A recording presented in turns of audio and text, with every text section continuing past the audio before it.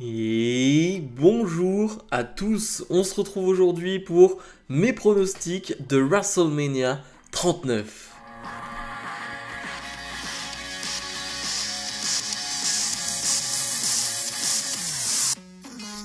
Comme d'habitude, n'oubliez pas de mettre le pouce vers le haut et de vous abonner avant de parler du show en détail et des matchs.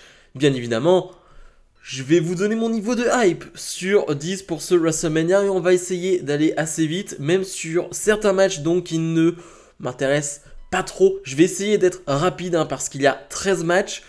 Donc autant vous dire que je n'ai pas envie que cette vidéo dure 3h30, donc on va essayer d'être court à certains moments. Ma hype, bien évidemment, elle n'est même pas...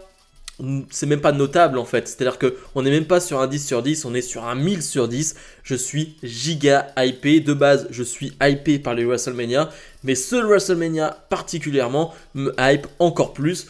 Donc j'ai qu'une hâte, c'est d'être samedi. Alors bien évidemment, je le redis, il y aura des vidéos review de la nuit 1, de la nuit 2, de NXT Stand and Deliver. Je verrai quand je pourrai les sortir parce que ça va être tendu ce week-end avec le planning mon planning personnel.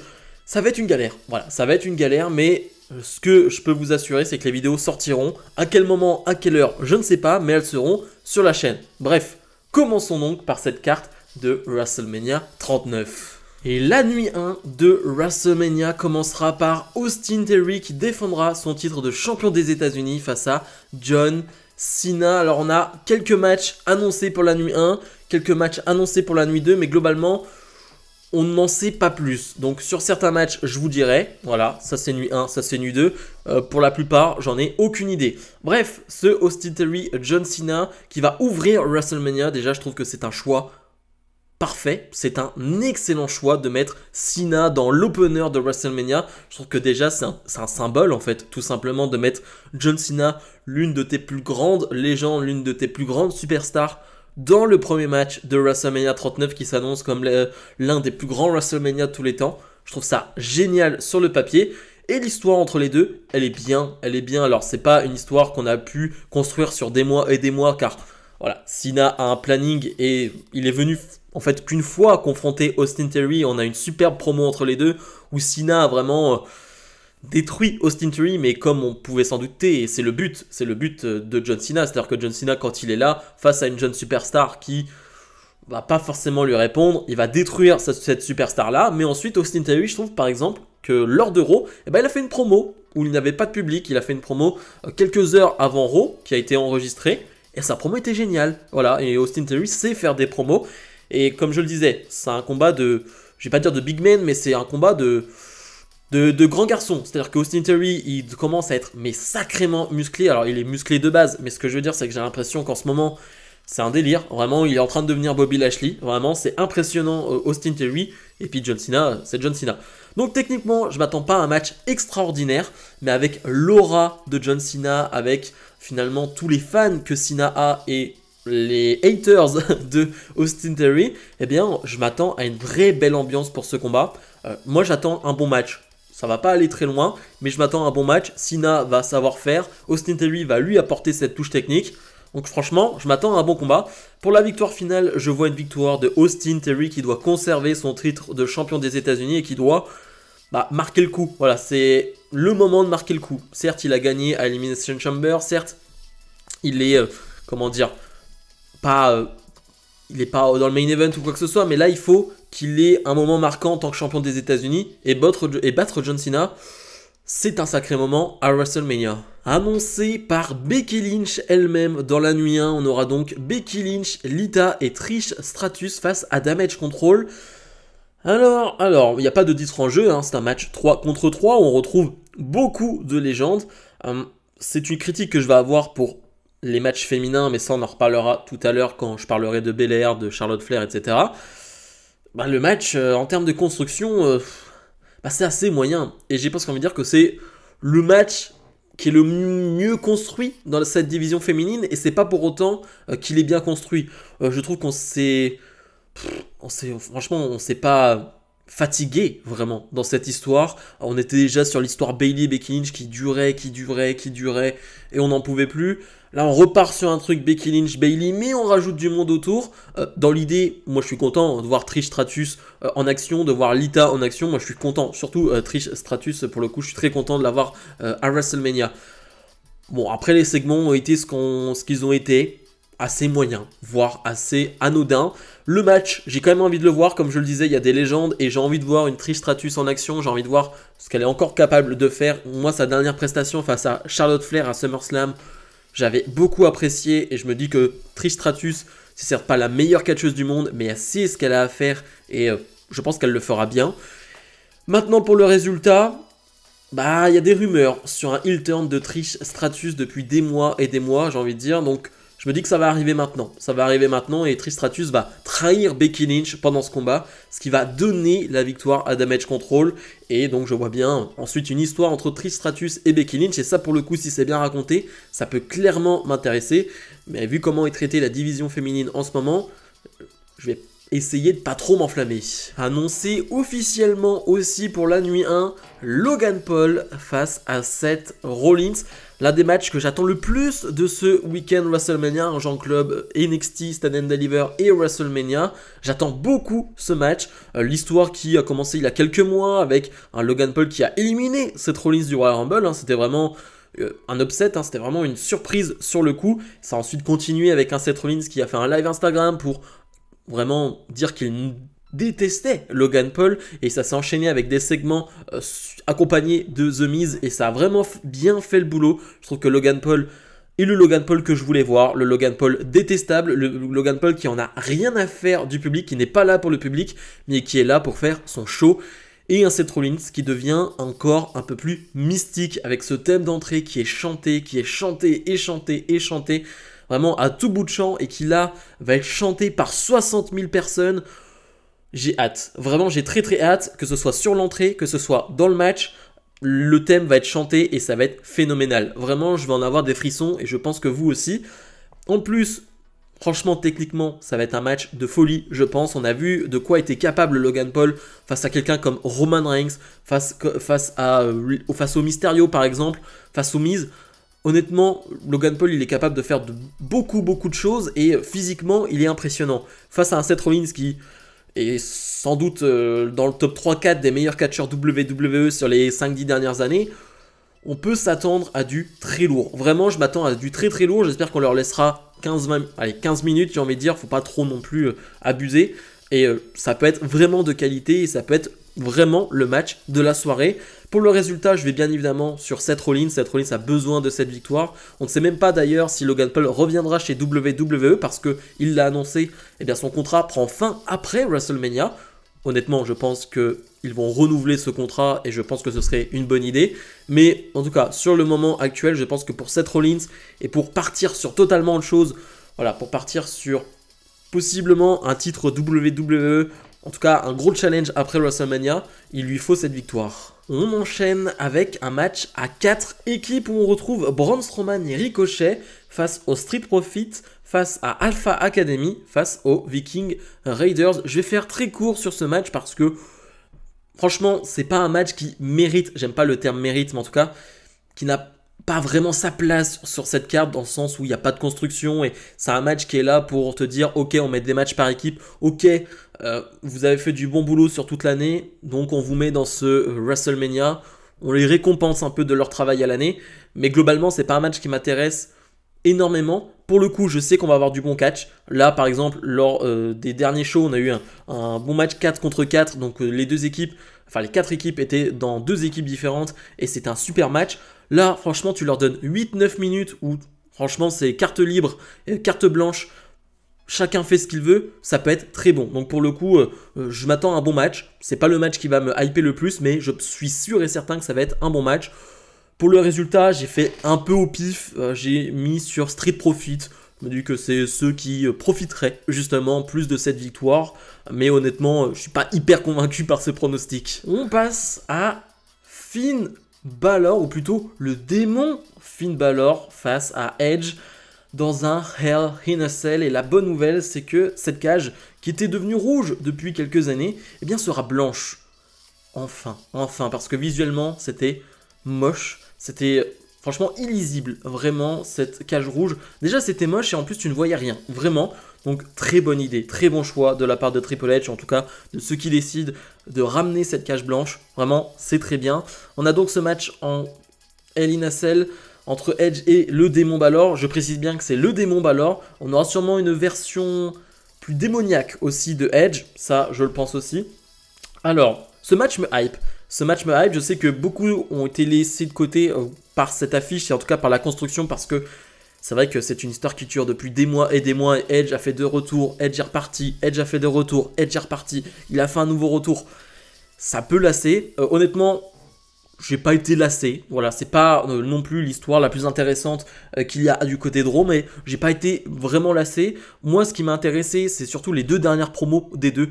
Voilà, c'est une feud qui m'intéresse, mais les 2 dernières promos, j'ai trouvé vraiment très bonnes, où finalement Edge a convoqué le démon Balor, et Balor lui a répondu en disant « Ouais, le démon sera là. Le démon Balor sera là dans les 2 dernières promos. » C'est à peu près ce qui a été dit, et c'est ce qu'on veut. C'est ce qu'on veut dans un Hell in a Cell. On veut de la violence. Et Edge a d'ailleurs fait une interview, je ne sais plus pour quel média, où il a dit « J'ai des idées un peu stupides en tête pour ce Hell in a Cell. Je ne sais pas si ils accepteront que je fasse ces choses-là, mais on verra. » Edge, ne fais pas n'importe quoi. S'il te plaît, voilà, t'as 50 ans maintenant, calme-toi, tranquille. Edge, quand il te dit qu'il a des choses stupides en tête, c'est clairement qu'il a des spots, mais vraiment bêtes, mais bêtes dans le sens fou.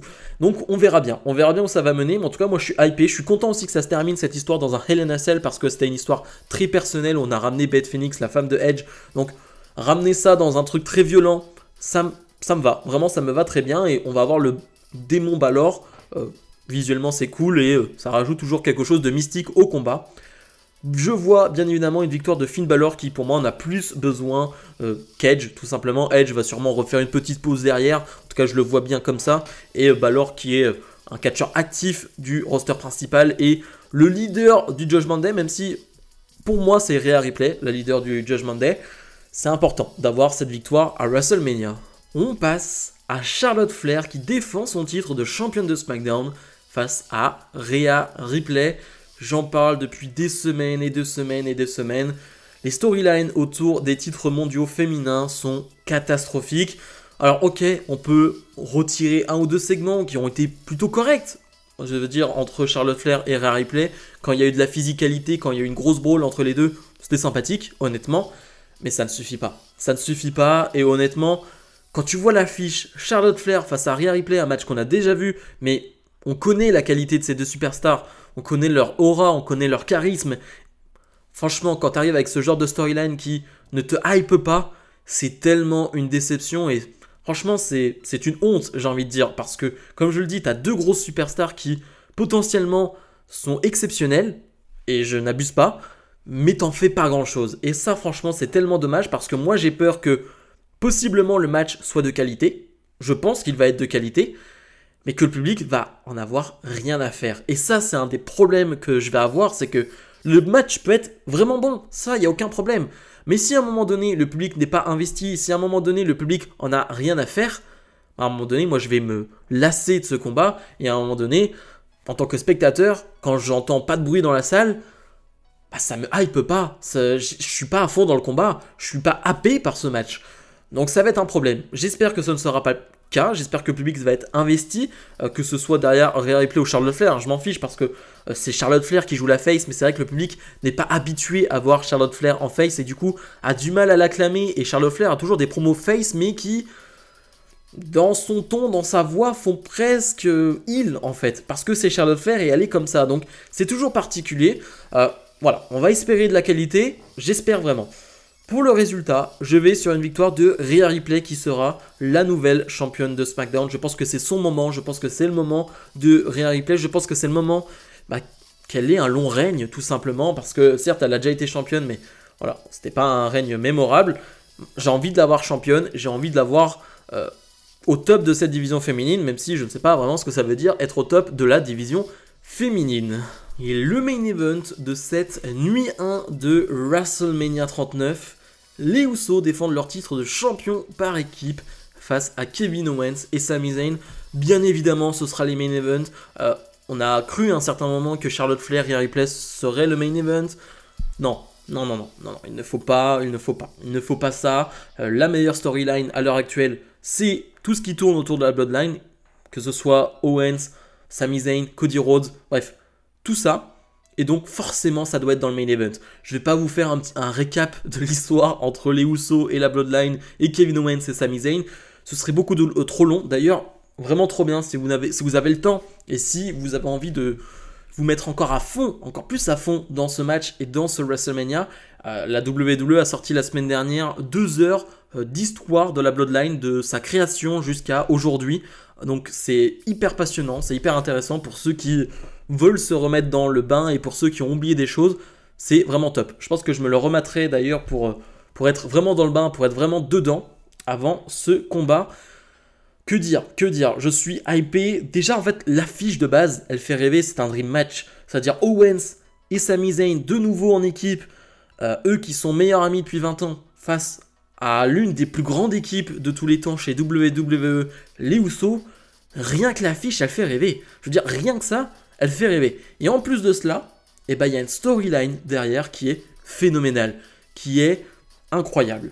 Donc forcément, je suis giga hypé. Je m'attends à de la qualité sur le ring en termes techniques, mais surtout je m'attends à de l'émotion parce que on sait il va y avoir des choses avec Jey Uso, Sami Zayn. Forcément, il va y avoir des choses entre ces deux-là. Il y a un tel passé entre les deux.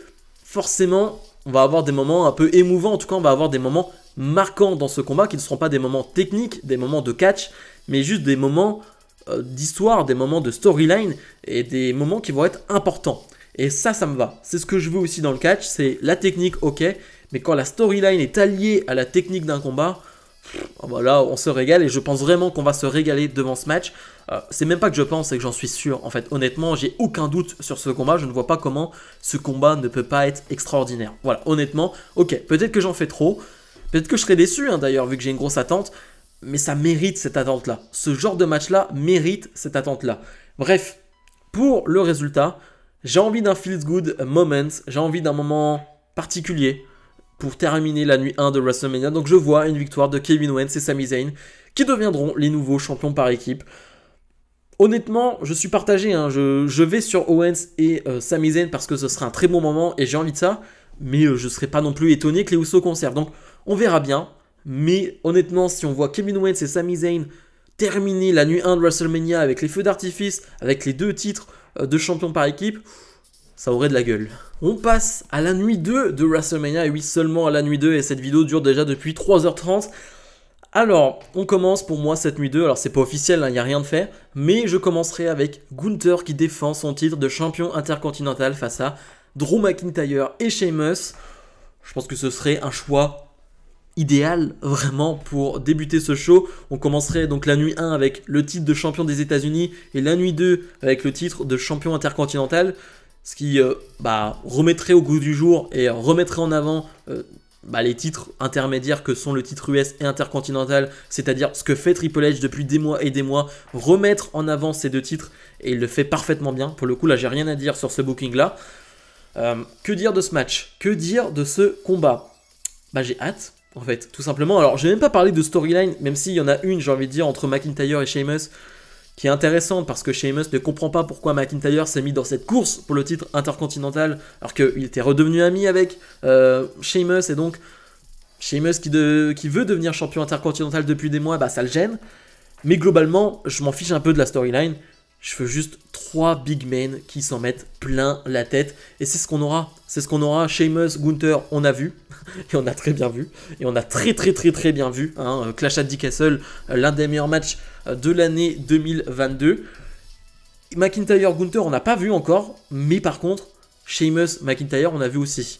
Et c'est du haut calibre. C'est de la violence, c'est de la brutalité. Tu mets les 3 dans un même ring. Va y avoir des torses rouges, va y avoir peut-être du sang, je pense, avec les chops de Gunther et avec la violence qu'il porte ses coups.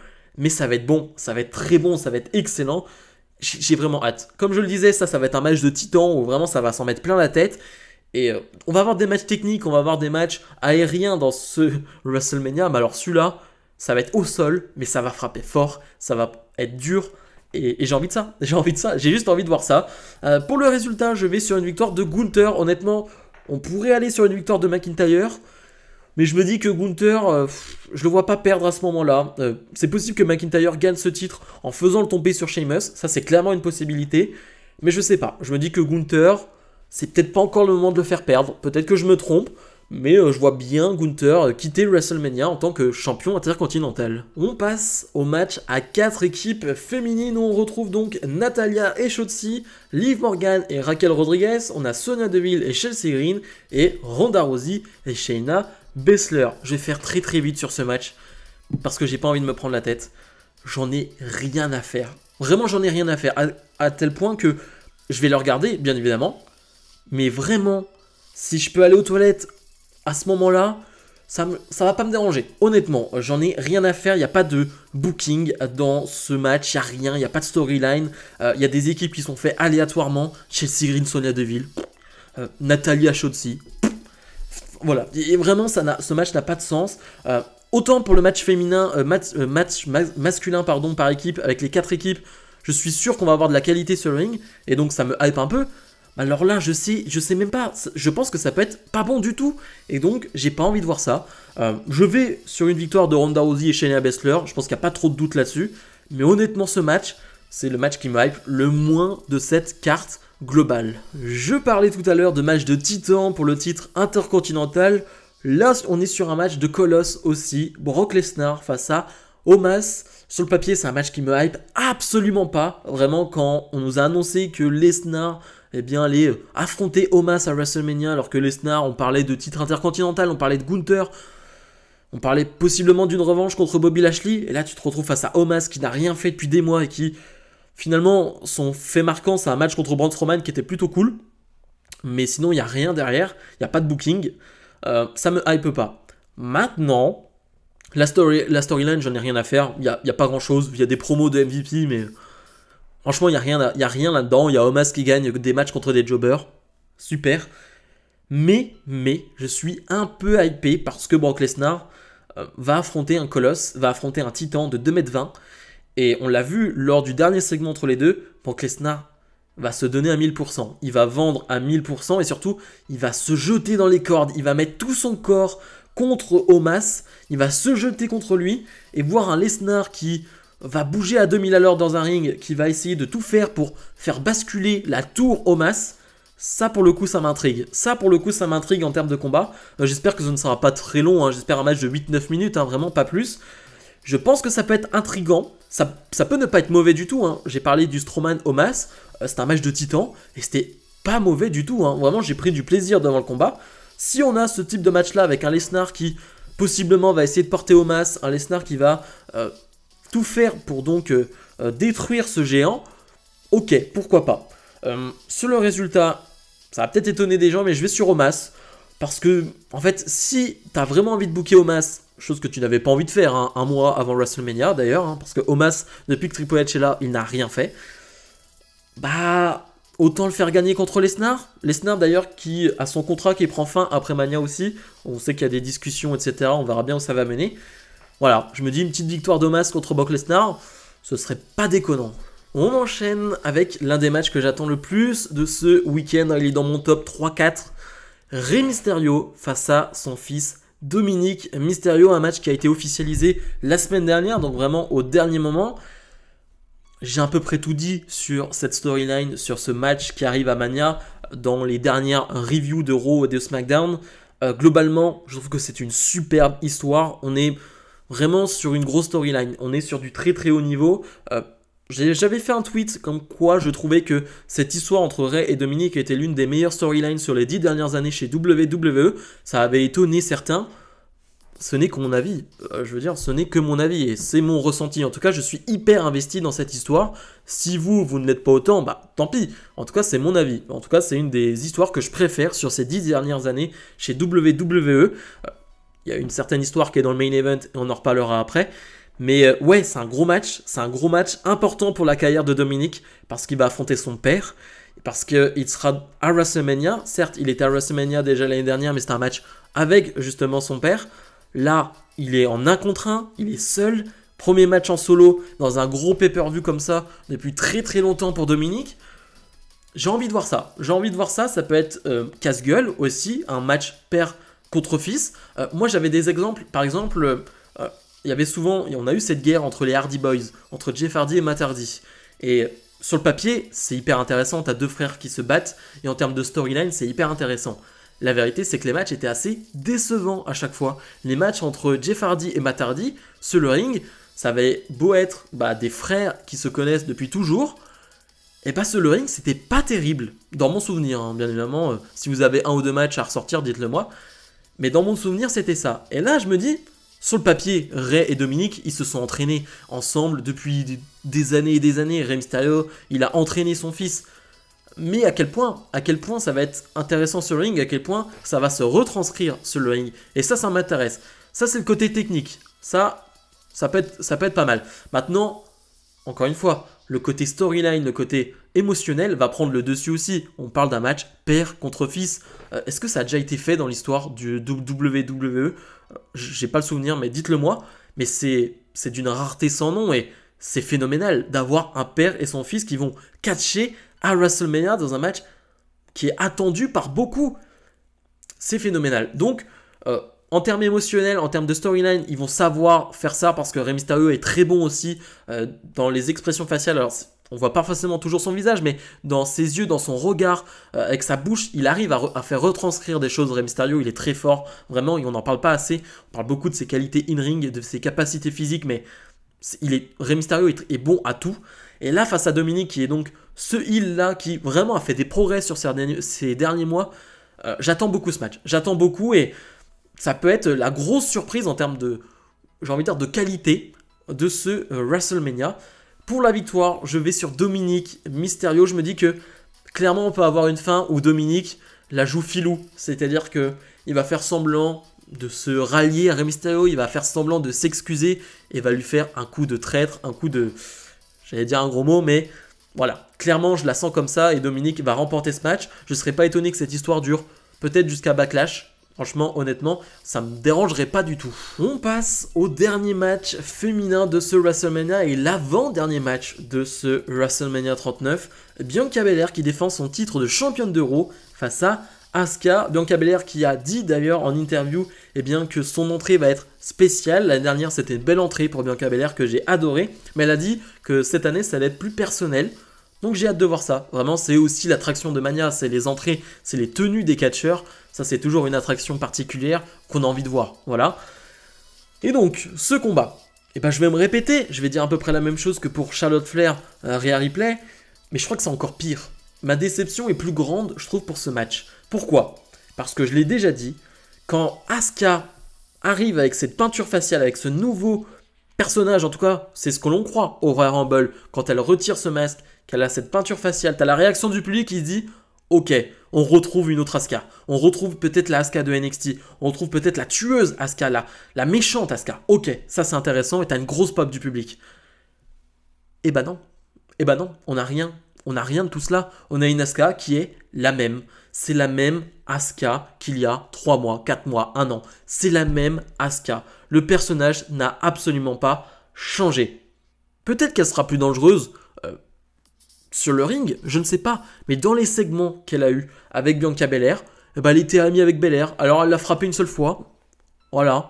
Mais sinon, il n'y a rien eu. Il n'y a rien eu entre les deux. Il n'y a pas d'animosité, il n'y a pas de tension entre les deux. Et il n'y a rien. On nous a fait le truc de est-ce qu'elles peuvent coexister en les mettant en équipe? C'est nul. Ça, c'est vraiment la facilité. Et c'est vraiment on ne sait pas comment les booker, on va faire ça.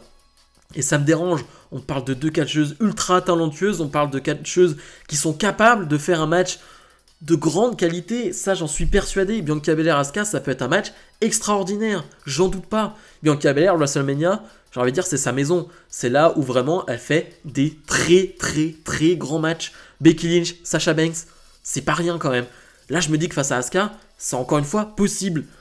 Mais le problème, encore une fois, Le public, est-ce qu'il va être investi à 100%? Bianca Belair a ses fans, mais Bianca Belair commence aussi à lasser, donc elle peut se faire huer. Asuka a toujours des fans, mais là avec ce personnage, on ne sait même pas si elle est heel, si elle est face. Elle a l'air d'être face, parce que finalement, elle n'a pas été si méchante que ça dans les dernières semaines. Bref, ça aurait pu être tellement meilleur si Asuka, après le Royal Rumble, après sa victoire à l'Elimination Chamber, était devenue une psychopathe, était devenue vraiment une malade, qui avait juste envie de tuer tout le monde, de mettre au sol tout le monde. Mais on l'a pas fait. On l'a pas fait. Donc ça, vraiment, c'est une erreur et grosse déception. Pour le résultat, je vais être honnête avec vous, il y a un mois, je pronostiquais Asuka. Parce qu'elle allait gagner l'Elimination Chamber, j'en étais persuadé. Après le Chamber, voilà, je le savais. Et je misais sur un changement de personnage. Ce changement de personnage n'a pas eu lieu. Ce changement de caractère n'a pas eu lieu. Je vais sur une victoire de Bianca Belair. Parce que je ne vois pas l'intérêt de donner le titre à Asuka à ce moment-là. Je ne vois pas l'intérêt de donner ce titre à Asuka qui est la même Asuka qu'il y a des mois, qui ne changera rien. Autant rester sur une Bianca Belair qui certes continue à lasser des gens. Ce n'est pas mon cas. Mais j'ai pas envie de la faire perdre face à cette Asuka-là. Et le main event de ce WrestleMania 39, l'un des matchs les plus attendus de ces dernières années chez WWE, un match qui peut changer, qui va changer l'histoire de la WWE, j'en suis persuadé. Roman Reigns défend ses titres de champion WWE et Universal face au American Nightmare, Cody Rhodes. Encore une fois, je vais essayer de ne pas me répéter par rapport à tout ce que j'ai dit sur ces dernières semaines. On va essayer d'innover un tout petit peu. Je le dis, pour moi, c'est un match qui va être un gros tournant. Qui va être un gros tournant dans l'histoire de la WWE, que ce soit positif ou négatif, hein, ce n'est même pas la question. Mais on parle d'un Roman Reigns qui est considéré aujourd'hui comme le plus grand catcheur de sa génération. Je pense qu'il n'y a pas trop de doute à ce niveau-là. Il y a quand même débat avec Seth Rollins pour moi, mais en termes de palmarès, voilà. Face à celui qui vient d'arriver, face à celui qui, finalement, en quelques mois, est devenu le top babyface de la WWE, est devenu un John Cena bis. Et c'est vraiment ce que disent en termes de merch, en termes de vente de merch, c'est vraiment ce que ça raconte. Cody Rhodes vend beaucoup de merch. Il est adoré par les enfants, il est adoré par les adultes aussi pour le moment. Hein, personne ne tourne sur Cody Rhodes, hein, bien... C'est ce qu'on essaye de nous faire croire sur les réseaux sociaux, mais ça n'arrive pas. Hein. Cody Rhodes ne se fait jamais huer. Et donc, c'est un match qui peut être un grand tournant. Soit tu restes sur Roman Reigns, qui est imbattable, qui ne peut pas perdre ses titres et qui va dépasser les 1000 jours en tant que champion. Soit tu changes d'air. Tu changes avec quelqu'un de plus jeune, de plus frais. Plus jeune, je crois qu'ils ont le même âge à peu près, mais de plus frais, j'ai envie de dire. Comme Cody Rhodes, qui a le vent en poupe et qui, finalement, est celui qu'on voit depuis des mois être l'élu. L'élu qui doit battre Roman Reigns. Est-ce qu'il sera vraiment l'élu qui doit battre Roman Reigns? C'est un peu toute la question. Parce qu'on le sait, à un moment donné, Roman Reigns va perdre ce titre. Bon, enfin, ces titres. Mais quand est-ce que ça va arriver? On y a cru à Drew McIntyre à Clash at the Castle. Certains y ont cru pour Sami Zayn à Montréal lors de Elimination Chamber. Et là, honnêtement, c'est la plus grande chance. Honnêtement, là, c'est le plus grand spot. C'est le meilleur endroit. C'est le meilleur moment pour que Cody Rhodes prenne ses titres. Donc, c'est là aussi la question. Bien évidemment, la storyline, j'en ai parlé depuis des semaines et des semaines. Elle est phénoménale. Elle est incroyable. Tout ce qui tourne autour de Cody Rhodes et de la Bloodline. Ramener avec Kevin Owens et Sami Zayn, c'est-à-dire que mettre Cody Rhodes dans cette histoire-là en tant qu'allié de Sami Zayn et Kevin Owens, c'était une idée géniale. Vraiment, j'ai rien à dire là-dessus et je vais pas me répéter.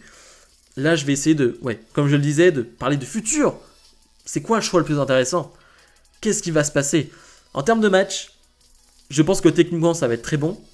Mais surtout, encore une fois, on va peut-être pas avoir le meilleur match technique. On va pas avoir... Pour ceux qui ont vu le match, Carmelo Hayes contre Ricochet, voilà, bien évidemment, on va pas avoir ça. Mais en termes de personnages, en termes d'histoire que les deux vont nous raconter, je suis persuadé que ça va être exceptionnel. Je suis persuadé que ce match va rester dans la légende. J'en suis sûr et certain. Cody Rhodes sait le faire. Cody Rhodes sait écrire des histoires, sait raconter des histoires dans un ring. Et Roman Reigns, on l'a vu sur ces 3 dernières années, c'est peut-être pas le meilleur sur le ring techniquement, mais en termes d'histoire, c'est le meilleur. Il est capable de raconter des histoires, il est capable de trash talk. Cody Rhodes va devoir répondre à ce trash talk. Ça va être phénoménal. Ça, je le sais qu'en termes d'histoire, en termes de storyline, en termes d'histoire qu'on va nous raconter sur le ring, ça va être fantastique. J'en suis sûr et certain. Pour mon choix final, et je vais y aller, et c'est peut-être la première fois en 3 ans que je pronostique cela, Roman Reigns va perdre ses titres. Cody Rhodes va devenir le nouveau champion WWE et Universal, et ça va marquer un tournant. On va possiblement changer d'air. Roman Reigns va perdre pour moi. Roman Reigns va prendre des vacances et ce sera totalement mérité. Voilà, il va partir pendant quelques mois. Et Cody Rhodes va être le roi. Cody Rhodes va être celui qui est au top de la WWE. On va rentrer pendant quelques mois, peut-être quelques années, dans l'ère Cody Rhodes. C'est mon pronostic. Voilà. Moi en tout cas, je vois une victoire de Cody Rhodes. Si ce n'est pas le cas, on se posera beaucoup de questions sur qui peut battre Roman Reigns. Mais si c'est le cas, c'est légendaire. Bref, c'était donc mes pronostics pour WrestleMania 39. Je vous invite, comme d'habitude, à me donner vos pronostics en commentaire de cette vidéo. Je suis désolé d'avance, cette vidéo est ultra longue. Mais en même temps, il y a 13 matchs. Il y a 13 matchs et ça ne m'intéresse pas de faire 20 secondes par combat. Certains matchs méritent du temps, certains pas du tout. Mais voilà, vous commencez à me connaître et j'aime bien prendre mon temps, j'aime bien détailler les choses et détailler mon avis. Sinon, cette chaîne n'a pas de sens. Cette chaîne est là justement pour que je détaille mes avis. Cette chaîne est là pour que, eh bien, je donne des arguments. Donc si je ne le fais pas, ça n'a pas de sens. Bref, donnez-moi vos commentaires et vos pronostics en commentaire de cette vidéo. Ça m'intéresse énormément comme d'habitude. Je lirai tout. Nous, on se retrouve demain pour finalement, eh bien, mes pronos de NXT Stand and Deliver. Donc on se retrouve demain. Salut, salut!